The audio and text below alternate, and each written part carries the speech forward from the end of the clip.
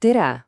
Kui sa oled mõelnud oma äriga alustamisele Eestis, siis see lühike ülevaade on just sulle. Aitame sul natuke selgust luua selles, ärivormide rägastikus, et saaksid teha just enda jaoks selle kõige õigema valiku. Sul on äriidee, see on valmis, see on suurepärane.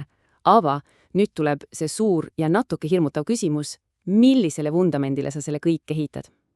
See ongi see koht, kus sinu teekond ettevõtjana tegelikult pihta hakkab. Et asja lihtsamaks teha, mõtleme sellest niimoodi. Ettevõtte juriidiline vorm on nagu sõiduk sinu äriteekonnal. No mõtle ise, sa ei lähe ju maastikurallile pisikese linnarolleriga, eks?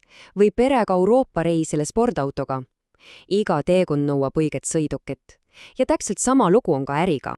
Okei, aga enne kui me hakkame endale seda õiget sõidukit valima, on meil vaja kaarti.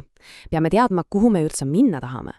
Ja just need 4 järgmist küsimust aitavadki sul selle kaardi kokku panna. Need on sinu lähtepunkt. Nii, mõtle korraks. Esiteks, kas see on sinu põhitöö, see sinu main hustle või on see pigem selline kõrvalprojekt lisaraha teenimiseks? Teiseks, kas sa plaanid tegutseda täitsa üksi või näed sa tulevikus ette, et palkad endale tiimi? Kolmas küsimus, on see lühike sprintsene kiire projekt või ehitad sa maratoni, midagi suurt ja pikaajalist? Ja neljandaks, see on vist kõige olulisem. Kui palju sa oled valmis isiklikult riskima, kui asjad ei lähe nii nagu plaanitud? Mõtlema kodu ja säästude peale. Okei, nüüd on meil kaart olemas, siht enam-vähem selge. On aeg vaadata, millised on need peamised maanteed, mida mööda sõita. Eestis on tegelikult 3 sellist suurt ja populaarset teed, mida enamik ettevõtted valib. Ja siin me tulemegi tagasi oma sõidukite juurde. Vaata, FI, see on sinu väleroller. Superlihtne alustada, ideaalne, kui toimetad oma päi. Siis on OÜ, see on nagu sinu universaalne sõiduauto.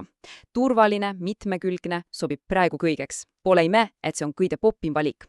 Ja lõpuks AS, see on juba suur liinibuss, ehitatud suurteks operatsioonideks, paljude reisijatega ehk siis investoritega parda. Aga oota, enne kui me sügavamale sukeldume, peame rääkima ühest ülianulisest asjast, piiratud vastutusest. Mõtle sellest kui oma auto turvapatjadest ja ABS-piduritest. See on põhimõtteliselt juriidiline kilp, mis eraldab sinu isikliku vara, su kodu, su säästud, firma võlgadest. Kui äril peaks halvasti minema, siis riskid sa ainult sellega, mis sa firmasse sisse oled pannud. Ja siin on see erinevus mustvalgel. Kes vastutab, kui asjad hapuks lähevad? FIE ja täisühingu puhul vastutad sina, kogu oma isikliku varaga. Su maja, auto, kõik on mängus. See on täisvastutus. Aga OÜ ja AS-i puhul vastutab ettevõtte. Sinu isiklik vara on kaitstud. See ongi see piiratud vastutuse maagia ja see on vahe, mis võib muuta absoluutselt kõike.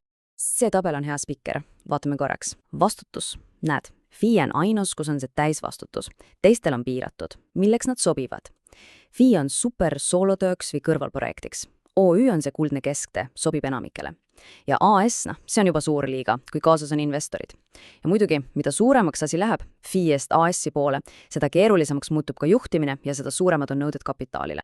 Okei, aga elu pole ainult maanteed. Mõnikord on vaja keerata maha mõnele väiksemale ja spetsiifilisemale kõrvalteele. Need on ärivormid, mis on mõeldud väga erilisteks olukordadeks ja ei sobi kindlasti kõigile. Esimene selline kõrvaltee on täisühing ehk TÜ. Kujuta ette, et tegemist on sellise kahekesi sõidetava kardi või mootorrattaga. See on mõeldud partneritele, kes usaldavad üksteist 110%, sest siin vastutavad mõlemad kõige eest koos ja kogu oma isikliku varaga. Nii et jah, usaldus peab olema laes, aga ka risk on suur. Siis on veel usaldusühing ehk UÜ. See on päris põnev hübriid. Siin on nagu autos 2 erinevat rolli. On täisosanikud, nemad on roolis, juhivad ja vastutavad täiega, kui midagi juhtub. Ja siis on usaldusosanikud. Nemad istuvad mugavalt tagaistmel, nad on andnud raha kütuse jaoks, on investorid, aga nemad vastutavad ainult selle raha ulatuses, mille nad sisse panid. Ja viimane erijoht on tulundusühistu ehk TULÜ. Siin on võtmesõnaks koostöö. See ei ole niivõrd üks auto, kuivõrd terve konvoi, kus kõik liiguvad koos ühise eesmärgi nimel. Mõtle näiteks põllumeeste ühistule, kes ostavad koos tehnikat või korteriühistule. Kõik liikmed töötavad ühise heaolu nimel, jagades nii kulusid kui ka tulusid. Nii, me oleme nüüd päris pikka tee maha sõitnud. Oleme vaadanud nii suuri maanteid kui ka kitsamaid kõrvalradasid. Nüüd on aeg parkida, vaadata kaarti ja panna kõik tükid kokku, et saaksid teha oma lõpliku otsuse. Lõppkokkuvõttes taandub kõik nendele 4 küsimusele. millest me alustasime. Sinu valik sõltub täielikult sinust endast. Kui palju riski sa oled nõus taluma? Millised on sinu kasvuplaanid? Tahad sa kaasata investoreid? Kui suureks sa unistad oma asja ajada? Ja kui oluline on sinu jaoks, et paperimajandus oleks võimalikult lihtne? Sinu vastused neile küsimustele näitavadki kätte selle õige sõidu. Ja see mõte siin, see võtab asja ideaalselt kokku. Ärivormi valik ei ole mingi pisiasja. See on vundament. See on absoluutselt esimene ja kõige olulisem otsus, mille sa teed ja mis määrab ära kogu sinu edasise teekonna reeglid.